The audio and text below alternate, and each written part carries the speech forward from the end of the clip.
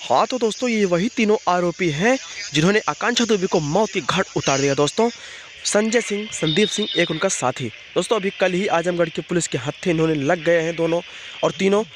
दोस्तों आप सभी को बता दो, अभी हाल में ही समर सिंह को 14 दिन के रिमांड पे भेज दिया गया है। अब इन तीनों को भी कोर्ट में पेश किया जाएगा दोस्तों। उसके बाद पूछताछ होने के बाद भी इन लोगों को भी 14 दिन के रिमांड पे भेज दिया जाएगा।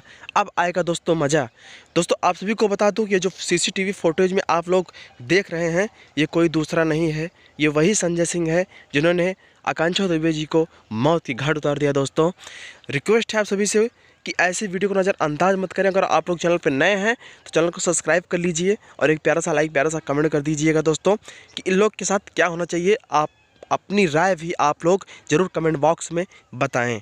दोस्तों ये वही कोर्ट है जहां समर सिंह ने खुद अपना गुनाह कबूल किया दोस्तों और इनको वहां पे पेश किया गया है।